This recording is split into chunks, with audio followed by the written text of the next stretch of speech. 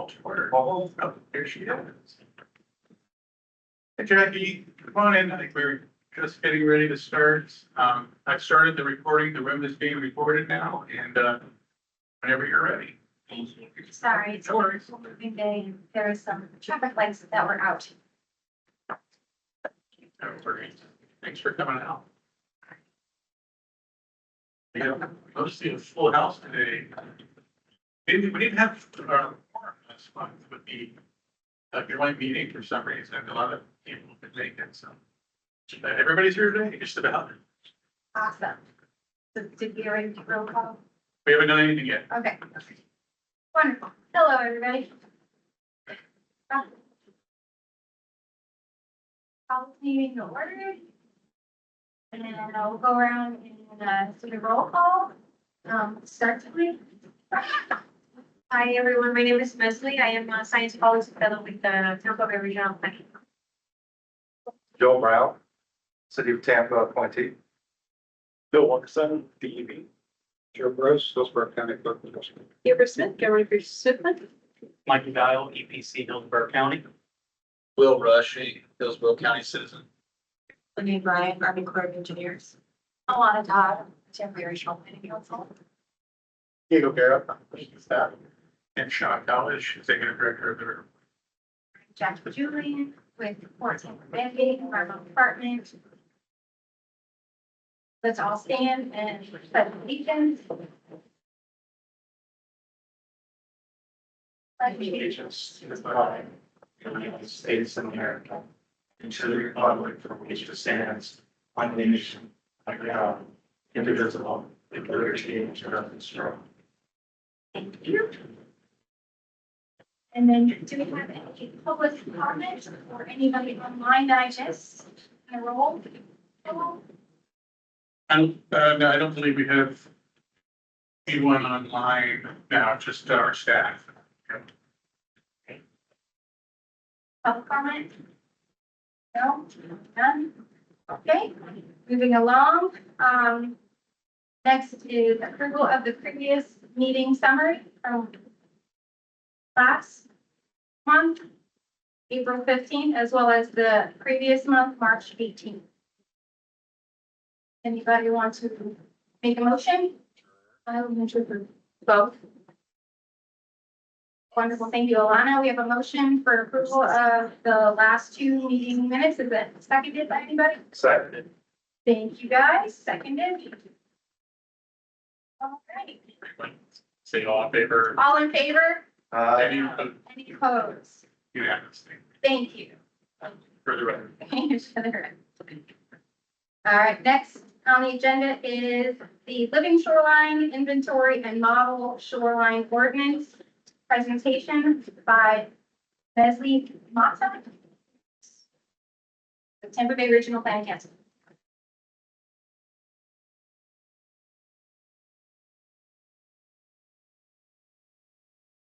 All right, well, thank you all for having me. I will be talking about the living shoreline inventory that we made as part of the resilient shoreline sensitivity work group, as well as the resilient shoreline model ordinance that we made. And I am, as I mentioned earlier, a science policy fellow with the TVRPC. So the fellowship is through the Gulf Research Program of the National Academies of Science, and it's the fellowship is meant to help us make that connection between research and decision makers. So with the TVRPC, I've been helping with various initiatives, and among those is the RSS work group. And so I'll be sharing a little bit of what the TVRPC does in resiliency planning, and then what the RSS work group does, our priorities, and how those priorities have guided us towards the living shoreline inventory, towards the model shoreline inventory, and then some next steps and some ways that you guys can get involved if you're interested. And so the TVRPC, as probably some of you know, we serve a six county region. We serve the local governments at the county level, as well as the municipalities. And we provide a space for communication and collaboration, and really foster planning together on issues that go beyond jurisdictions. And many of these issues are captured here as a big picture. So resiliency planning is one of them. And for resiliency, we have a Tampa Bay Regional Resiliency Coalition, which was formed in 2018 to coordinate climate change adaptation and mitigation across county lines. And we have a steering committee with elected officials as well as subject matter experts. So it's one of those places where we really see that research and policy come together. And we are preparing for the disruptions we'll see with sea level rise and other climate impacts. And some of the work we've done previously in the coalition is the Regional Resiliency Action Plan, or the RAP, which we brought the region together to plan for resiliency goals long term and some actions. So it really serves as a tool for local governments to take those resiliency actions and also some opportunities for collaboration. And then we took it a little bit farther with the resiliency ready or resilient ready type Tampa Bay.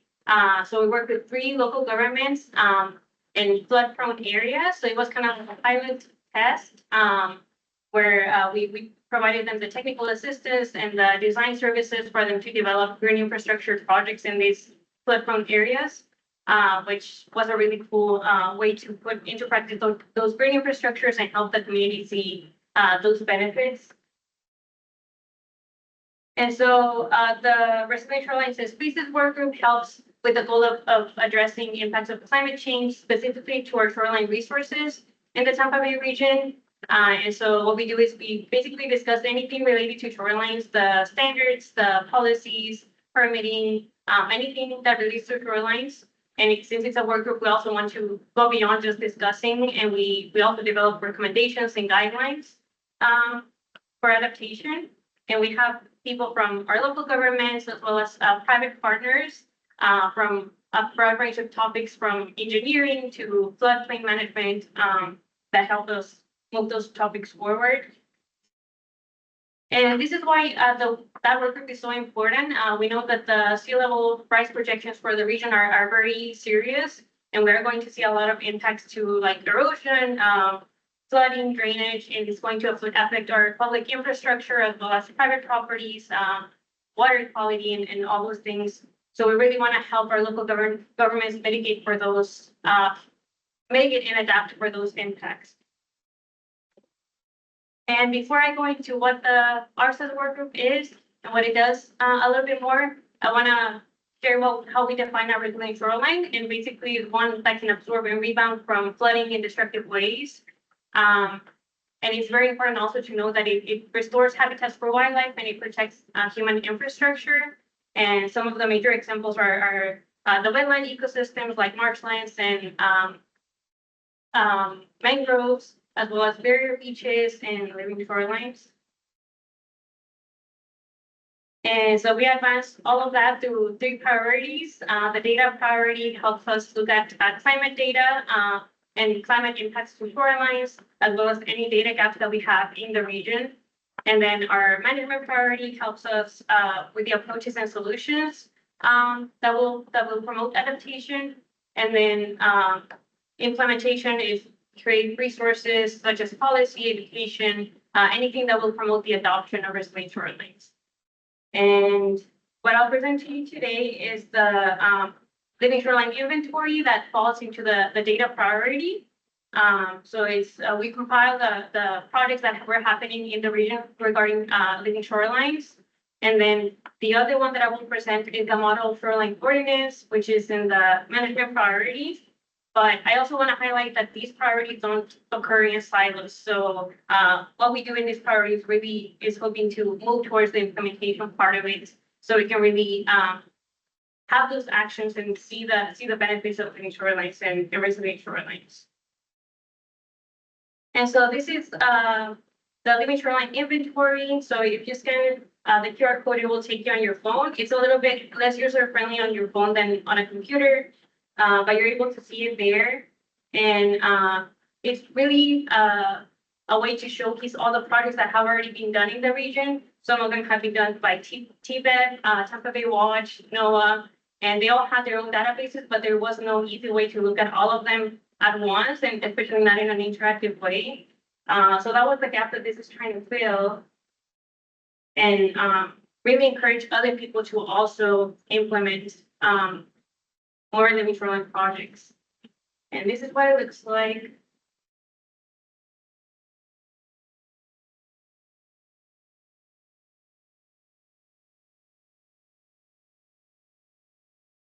So I'll go ahead and zoom into the Hillsborough River.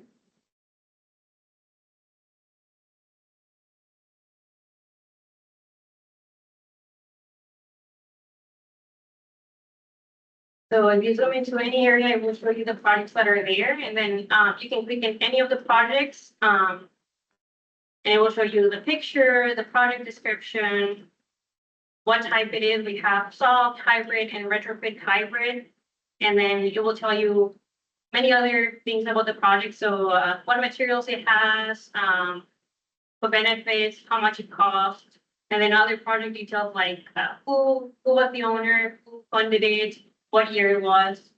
And so all of these details are going to help us promote more living shorelines, normalize them in the region.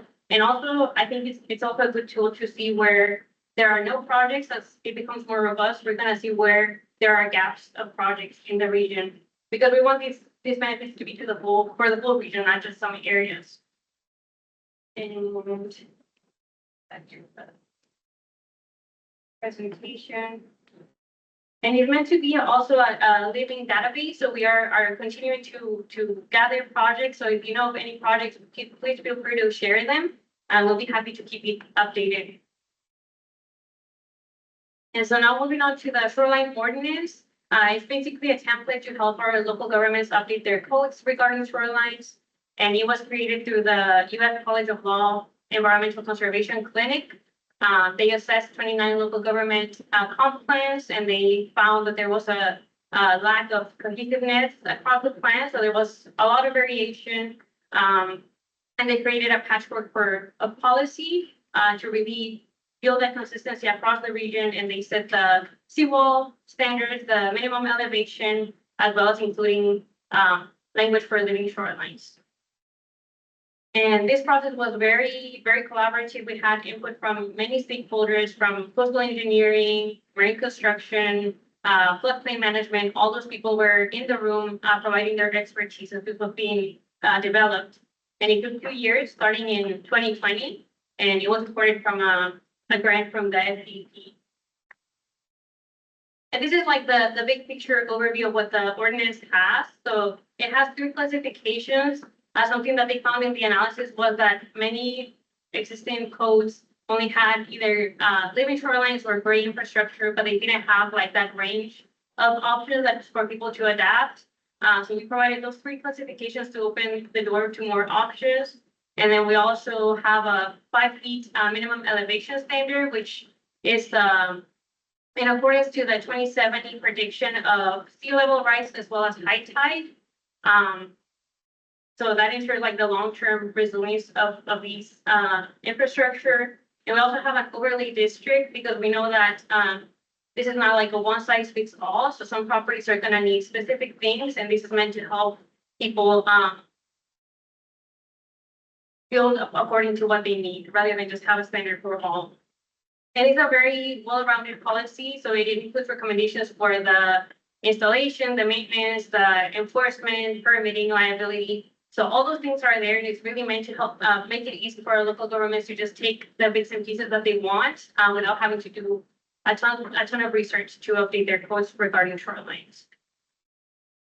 And going a little bit more into that hierarchy that I was mentioning, so there's a whole lot of options that you can have, and we have those 3 that are at the bottom. So the green or softer techniques, the hybrid, and the gray techniques.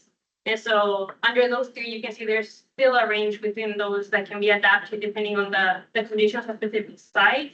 And it's really going to be depending on what the needs are there. But we really want to encourage people to include green wherever, at whatever level you're able to, regardless of the wave energy that you have. And the other thing is that seawalls last 30 to 50 years. So taking into account that 2070 sea level rise projection was very important, so we can ensure that through the length of the seawall, we can still account for it for the level rise that will be present at that time. And these are the major benefits of the ordinance if it gets adopted by our local governments. The property owners and contractors will have a lot more options for adaptation. They will have fewer responsibilities and future risks. For our local governments, it's really a very important tool that will make it easier for them to update their local plans, as well as increase consistency across the region. And for our natural resources, if we can have so many great benefits for our resources and our ecosystems, from water quality to wildlife habitat to shoreline erosion. So I think you don't take anything else from this presentation, this would probably be the one thing I would tell you to take, is that we really need to be more consistent in our resilience parameters across the region, and that will help us. Because if you have one region that's resilient and the neighboring one isn't, that's gonna impact everyone else. And also it's just highlighting the community flood protection, ecological benefits, and how much easier it would make it for review and permitting, which can be very hard for restoration and living shoreline projects. And this is what's included in the ordinance. I'm not gonna go through all of them, but these are the 12 sections that you will find within it. And for the applicability, it's not meant to determine the standards for existing flood tidal flood protection. But for any new tidal barriers, we would apply this ordinance and the standards set there, as well as for any substantial repair or for any tidal barrier where there's water entering the property or neighboring properties or the right of way. And then these are the three sections that I mentioned earlier. The natural shorelines have a slope of 4:1 gradient, as well as native vegetation. The hybrid ones have native vegetation plus some engineered treatment like riprap or oyster domes. And then the seawalls have the 5 feet standard that I mentioned. And there's also a lot of recommendations for natural enhancements that can be done to seawalls to reduce some of the negative impacts that they have, such as reduction of beach and because they don't absorb wave energy, they just bounce it back. They can have a lot of impacts to our ecosystems around it. So it's really meant to reduce some of that.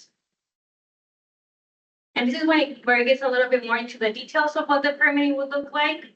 But it's where you can really put in more natural enhancements, no matter what the level of gray or green you're using. So the way it's set up is that if you have an existing living or existing shoreline that is natural, it would be easiest to implement a natural one.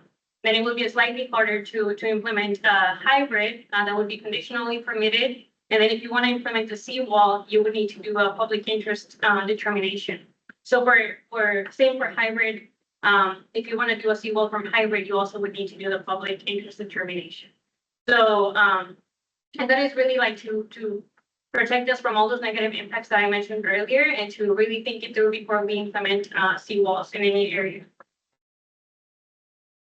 And so these are some of the ways that you can help us in this effort. So if you scan the first QR code, we have a survey where you can add any projects that you may know of.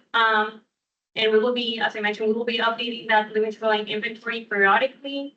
The second one is our website, our Resilient Shoreline Hub, where we have a lot of resources explaining resilient shorelines. And that's where you can find the Resilient Shoreline Ordinance. And we're really hoping to promote the implementation of that and the adoption from local governments. So if you ever get the chance to recommend it or share that resource with our local governments, that'd be great. And we're willing to go do presentations with them as well. And then if you want to join our work group and get a say in what we do, you can join our next meeting, which will be on July 16th. So you can scan that QR code for our newsletters. And I'll just finish with a little bit of other services that we have at the TVRPC in case you're interested in getting involved. So we have the Regional Information Center, which provides basically a way for us internal partners to share resources with each other on specific topics like disaster recovery. We now have our Resilient Shorelines 1-2, where we can really share plans or research or anything that we find relevant to the group. And it's very easy to submit a resource as well as to filter through other resources to find information you need. And then the coastal master plan, we just got funding for it. It's a 4-year project to identify flood vulnerable communities and develop adaptation projects, as well as habitat reduction or habitat restoration projects. And so if you would like to be involved in that, we'll have a technical work group and a community work group where you can help us develop that project. And then our base soundings journal is a science and nature news journal. That one's more public facing. So if you ever want to direct the public to easy access information, we often have stories about shorelines or other environmental topics that can be like more digestible to the public. And lastly, we're serving our local governments in any area that we can, and we're always open to collaboration. So if there's any topic that you're interested in collaborating with us, please feel free to shoot us an email and we'll be able to connect you with the right person. And that is all. You guys have any questions? I do. So if this gets approved as an ordinance, how will this affect the regulatory agencies that already have regulatory rules in this jurisdiction? Is there going to be a mandated time frame of when regulatory agencies need to update their rules? Will we just be forced to incorporate this in our reviews? How do you see that playing out? Yeah, and I think, so this template is for our regulatory agencies to use. We can't adopt this and say, all right, this now applies to the entire Tampa Bay region. We made that for the port, for the city of Tampa, for Hillsborough County. When you're revising your rules, regulations, your code, you can use this policy language to make those updates. So we don't have implementation authority as a planning agency. We just create the resources to help you guys make those decisions. Yeah. It's basically like a fill in the blank for you when you are going to revise. And let's say you guys don't have any language for living shorelines and you want that option to be available to your residents, then you can grab this template, and even if you just copy and paste a few lines of it, it's there for you. Or let's say you want to adopt the whole thing, you can do that. So it's really just, yeah, it's a free resource for you all. And I actually, and it's just to add on to it, I was talking with Bremer, who is now at Arcadis. He was with the city of Tampa, and he was telling me that when he joined, he mentioned some collaborations with us. They're like, oh, they're the ones that created that model shoreline template, aren't they? And he's like, yeah, I think so, you know, and he said, we're using that and trying to, because it's super innovative. It's an amazing resource, and we're trying to replicate it in Virginia and several other states. And so I'm like, that is great. You know, we just need to convince our own local governments to use it, and how much of a good resource this is for them, because it's, you know, it's a free language for you when you go to update your own policies. Thank you so much. I wouldn't do that, I think TVRPC really shines in providing technical assistance, and he said with ordinances, model ordinances, and that's a real great resource. Are you aware yet of any success stories with this ordinance, like that other governments have utilized parts of it or all of it? Erin Dede, who helped us in creating this, she took it and applied it up in St. Augustine, and they're going through the whole process of approval. I think they were in a weird circumstance because they have like with their water and land rights, like it's different in St. Augustine compared to other places. So they've had to add in more to the ordinance, but that's where I've seen it applied directly. We're still really trying to convince our local governments to take it on with it, but we need to find some good like champions with staff who can take it to their elected officials, get it on the agenda. And I'm more than happy, and Leslie, you know, with her time here, we can come in and give presentations like similar to this and just kind of walk people through it and let them know that it exists for their use. Is this still being reviewed for approval, or has this been approved? It's been approved, so it was created through the work group. So it's you know, and yes, it was approved by the bigger coalition, but it's not like we have, you know, they can approve our RAP, for instance, the Regional Resilience Action Plan, but it's up to the local governments to go and do the actions within the RAP, right? So But is it all done? Like, all it's the done, workshops? it's done, it's been done for the past 2 years, actually. I think it was finished up in 2021. It's on our website, yeah. I knew I was missing something. That's what I was missing. It's done. Yes, it's done, Waiting for implementation. exactly. Gotcha. As a regulator, I'm sure if you could get this kind of model ordinance adopted by multiple jurisdictions in the same region, that uniformity that the private sector is always seeking, where they're not just crossing a line and the rules change. Right. This provides a huge advantage to those. So good for you all to be trendsetters there. We just need you all to come along and ride with us and Yeah, adopt and it. a lot of that's timing. Yeah, Something's gonna happen, it's gonna make this attractive, but at least it's there, it's ready. Is there anything built into it for periodic review to make sure it's staying current with the technology, for the estimations, the projections, the things like that, so 10-year review? you know, now that you think about it, I'd have to look at it again. Just a thought. Yeah. No, that is a good point, and I think we've talked about that just internally, because things have been brought up to us, like, let's offer like an appendix to it of changes that people could incorporate if they want to. But on our end, yes, it's definitely something that we can keep editing and we're adding supplemental like attachments to. But A lot of good research happening in this realm. Yeah. So I think innovations have come along that you might. Right, but I mean, building shorelines are not that innovative. I mean, that's what kind of what we've had all along, right? But you'd be surprised at how many of our municipalities don't have that as an option. You're going to do anything with your shoreline. So like, at least you get that in your code, that people can do living and hybrid shorelines. Is there any effort at the state level to try to get a broader adoption? I know that from a regulatory standpoint, EP to the districts, there's alternative methods of meeting the requirements that could be either a more fast track way of permitting it, or just it's an alternative to the more traditional. You know, they often roll these things out more as a option before they make it a requirement. So it kind of introduces the market to it, saying, well, you don't have to do it this way, but this is a way that it's starting to work now. Because, you know, to Joe's point, it's not quite as bad in Hillsborough as it is in a place like Pinellas County, where they have 24 cities.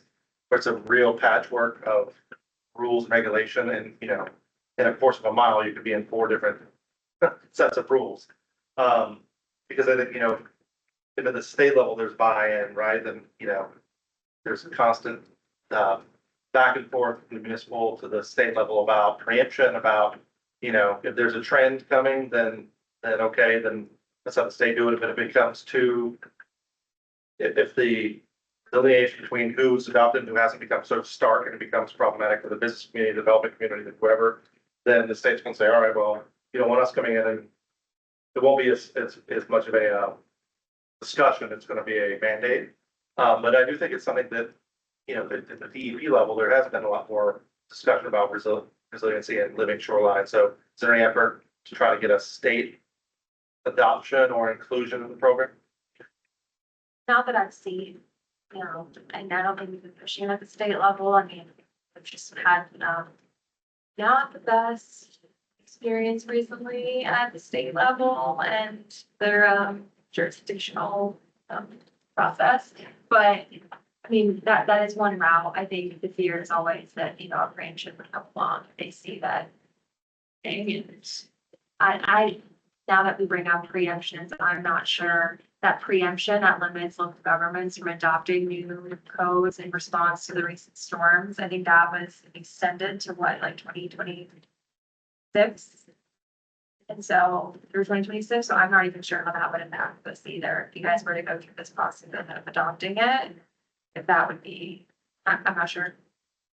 Yeah, I just know that prima facie that a lot of local communities and permitting authorities might say, this looks good, but, you know, if they could read the tea leaves of where the state is on it, you know, they might feel a bit more I won't say emboldened, but just a little bit more validated to go ahead and adopt something that they don't think is gonna start causing some, you know, layers of approval or governmental conflict or inconsistency. Because we don't want to just get a permit from core district DP and then all of a sudden it's not conforming with the local one. And, you know, who's trump carding who and, you know, kind of goes back and forth. I mean, obviously the local level, they know what that community wants to see and probably what's best for that microcosm of the state, but broadly, I think there's living shoreline applications around the state. It's just, hopefully the past storm that provided that data to kind of underpin the findings here and say, look what survived and look what didn't. Right. You know, it seems like they pretty much have seen a few success stories in the wake, no pun intended, of Helene and of Milton, of, you know, hardened ones just don't really stand up as much as the ones that are more integrated and natural. I think Tommy mentioned that at the last meeting. Yes, I hear you. And I think, you know, the development of this, it didn't just happen over a few week period. Like it took over a year to make this ordinance template and a lot of people were involved. We had, you know, we hired a lawyer to do all of it. And through that work group, the RSAS work group, so we brought all the subject matter experts to kind of poke holes in it, to think about how does this work with other regulatory agencies and, you know, as it's written, feasible and kind of settled on the end product. We think that it's pretty solid, so. Yeah. We're all great.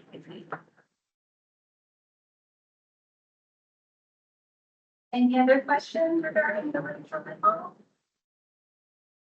I have a question for you all, the living shoreline inventory. Does anyone see themselves like using that helpful resource? Glad someone went to the trouble. It is a lot of work. That was all that's like. And so I guess our other ask of you is like, if you see any of those projects on there that don't have pictures or are missing any details, like that would be really helpful for us to get that from you all. What was your confidence in? Yes. 85%. I'm not sure. I think there's a lot of like smaller projects that just didn't get documented anywhere. Like I looked all over and like asked our partners. So I think there's like smaller and maybe like older projects before people started calling them like living shorelines. But yeah, I think in the newer ones or at least the bigger ones, I think are there. Does your agency track? Your living shoreline. Not specifically under living shoreline. We don't have like, where you could search it by category in our database. I would say that of all the people that are already listed as kind of partners on that, you know, say 2 or 3 sub-consultants. If Tom Rees and the Sea and Shoreline folks and the aquatic ecosystem folks, they've done 90% of that work in this area in the last 20 years. So they know very well where the projects are. It's just now kind of like keeping up with, as things come online, they're not going back and adding something at Stewart Elementary they did 10 years ago. Now as it's going through, you know, the permitting processing, just make sure it's staying up to date, unless it becomes an access issue where a lot of shoreline might be on private property. You know, Denver Electric, they have a lot of work at Apollo Beach at Big Bend doing more shoreline restoration there, doing some seagrass things, but it's not restricted access. I think it's a big for people to get ideas of what that looks like. Living shoreline does not take one form, and there's many versions of it. That was, I think, a big impetus for this is and to encourage private property owners that this is, can still make it look beautiful and you can still have access, but it's more resilient in the long term. What it looks like, this is what it costs, how you got it done, right? But Tom Rees is the vice chair of the RSAS. And through the RSAS, if you remember the last meeting when he presented on that multi-agency review team, that's through this group, this work group. So we're trying to do a lot with this work group, and I would encourage you all to attend if you can. It's a good meeting. It's only quarterly. And back up to August, that's July. I think it's July. next one in July. July. And so if anybody has any additional projects, then they just go to the website and then they can just upload. We haven't uploaded the map and the survey on the website, but we will get it done soon. I think probably by like the next couple of weeks, it should be there. But other than that, I don't know if they'll have access to these slides, but all of the QR. And if you have questions or projects you want us to include, you can always just reach out to us too, like, we'll have anything. Perfect. Yes. Okay, well, thank you all. Thank you.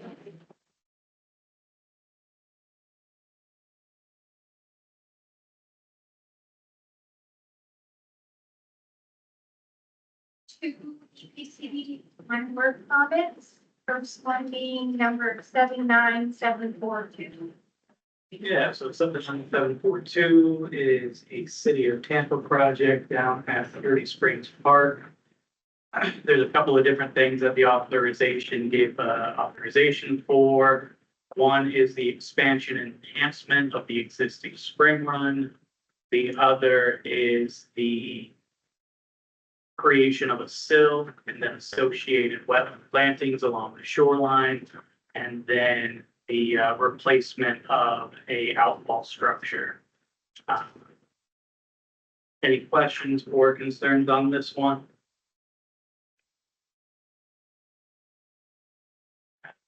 Want to present the next project number 80525? Yes, this is an after the fact authorization for what we're calling a marginal structure. Decking that's overhanging an existing stacked block wall, seawall over the river. The amount of overwater work is pretty minimal. It's a maximum of 4 feet past that block wall, seawall. Currently, this one is in for noticing. It requires a sign off from one of the neighbors. Any questions on this one or comments? None. We have a motion to approve consistency for these two projects. That's it, the motion to recommend Recommend. consistency to the river board. Second. Wonderful. Any nays? Wonderful. Two projects approved. Recommendations. And lastly, we have other business. I know Yeah, there's that, what other business? a little bit of other business. A couple months ago, if you were here, I mentioned that my role is changing here at the planning commission. And we did, also have a role change with Mr. Diego Guerra here, who was already an employee, but now he's moving over to be our senior environmental planner with the agency. And is going to be taking over the river board and other environmental duties from me. So congratulations.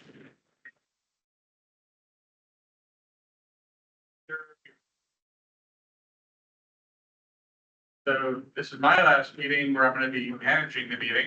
I'll still come in for a while and help them out.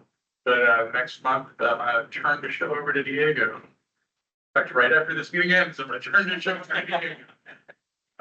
So very exciting. And I know Diego will do a great job. Congratulations. Does anybody else have any new business or other business? Oh, I want to announce, I think maybe you already know about it. I was at a Tampa downtown partnership development forum this morning at the JW, at the Waterside Marriott, and Greg Slater, Thea. The director of the Hillsborough Special Authority. He announced, talking about a new project to kind of gussy up some of their facilities. And they're looking at doing this big decorative suspension bridge-esque looking design for the crosstown where it goes over the Hillsborough River. As it stands right now, it's kind of just an elevated concrete deck, right?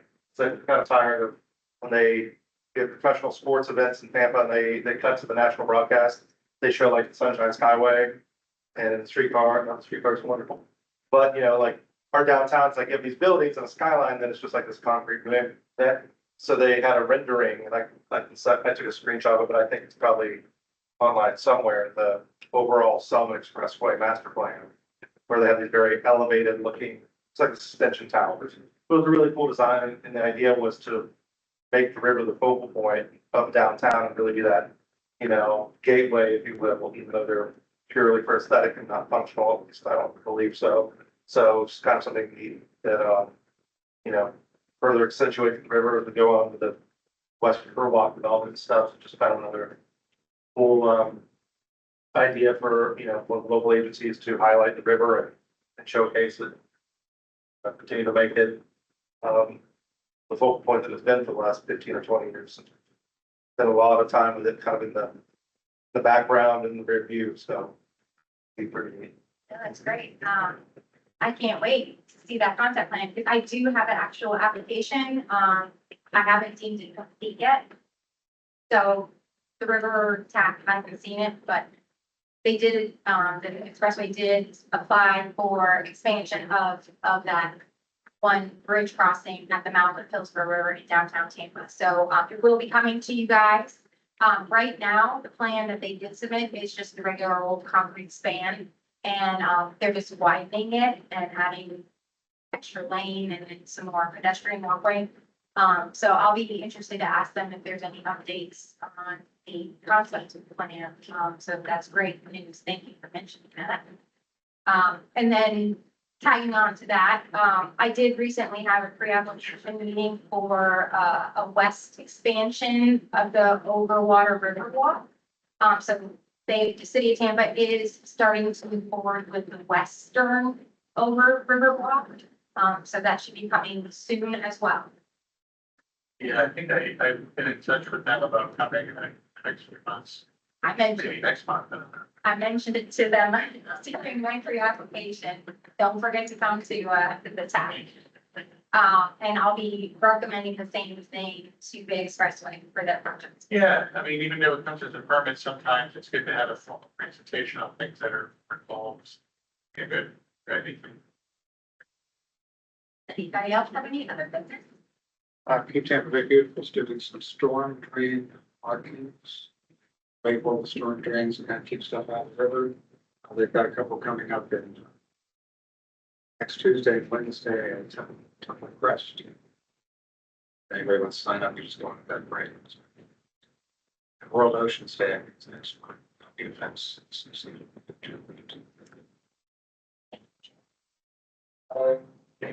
This month is Stormwater Stewardship Month, which is the campaign that we started. Leslie helped me create all the materials for it, but we've partnered with all of our local governments, including the city of Tampa. Heather Machi has been involved.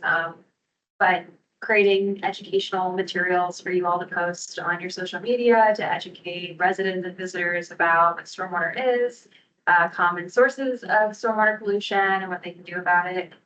So we have our own logo, and you think of the pollutant source, we probably have a resource for it, even like, you know, draining your pool outside and going into the storm drain. And so I also made a video for Stormwater Stewardship Month, and we also have a proclamation. If there are local governments interested in proclaiming May as Stormwater Stewardship Month, we've already had several, and so I think more go. I think, just I don't know. There's like several that have already proclaimed May Stormwater Stewardship Month. So this will hopefully be a recurring yearly campaign that we do. So please join us and post to your social medias. We have all the materials for free on our website, and they're all in different file formats. So whatever you need, you have the original editable files. If you want to add your logo to it too, you're welcome to. So yeah, Stormwater Stewardship Month. Last call for any other business? Hearing none, all right. Sure.